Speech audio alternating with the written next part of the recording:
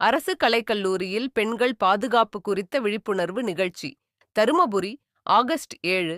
தருமபுரி அரசு கலைக்கல்லூரியில் உள்ளக புகார் குழு, இன்டர்னல் கமிட்டி, ஐசி மற்றும் சமூக நலன் மற்றும் மகளிர் உரிமைத்துறை, தருமபுரி ஆகியவை இணைந்து பணிபுரியும் இடத்தில் பெண்களுக்கு எதிரான பாலியல் துன்புறுத்தல் தடுப்பு, தடை மற்றும் தீர்வு சட்டம் 2013 குறித்த விழிப்புணர்வு நிகழ்ச்சியை வெள்ளிக்கிழமை நடத்தின.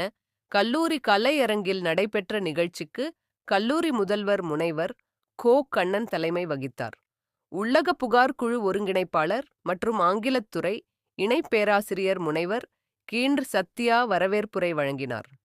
உள்ளக புகார் குழு தலைவர் முனைவர் விஜயா தாமோதரன், உறுப்பினர்கள் முனைவர் க. விஜயதேவன் மற்றும் திரு. ஆ. சரவணன், என்.ஜி.ஓ. சீட்ஸ் ஆகியோர் வாழ்த்துரை வழங்கினர்.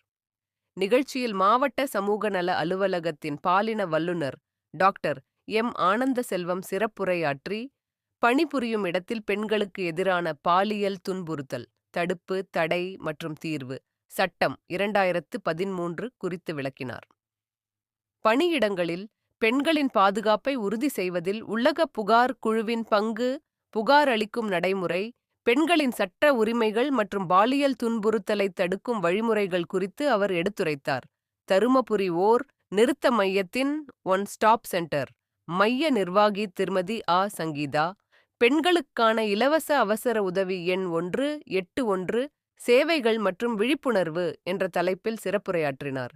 பெண்களுக்கு வழங்கப்படும் அவசர உதவி, சட்ட மற்றும் உளவியல் ஆலோசனை, பாதுகாப்பு மற்றும் மறுவாழ்வு சேவைகள் குறித்து விளக்கினார்.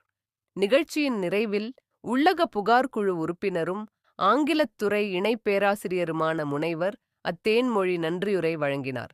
இந்நிகழ்ச்சியில் கல்லூரி பேராசிரியர்கள், பணியாளர்கள் மற்றும் மாணவர்கள் கலந்து கொண்டு பெண்களின் பாதுகாப்பு மற்றும் உரிமைகள் தொடர்பான விழிப்புணர்வை பெற்றனர். 8/7 2:27 மாலை. டாக்டர். நிகழ்ச்சியினை கல்லூரி உடற்கல்வி இயக்குனர் முனைவர் பி. பாலமுருகன் அவர்கள் நெறியாளராக இருந்து தொகுத்து வழங்கினார்.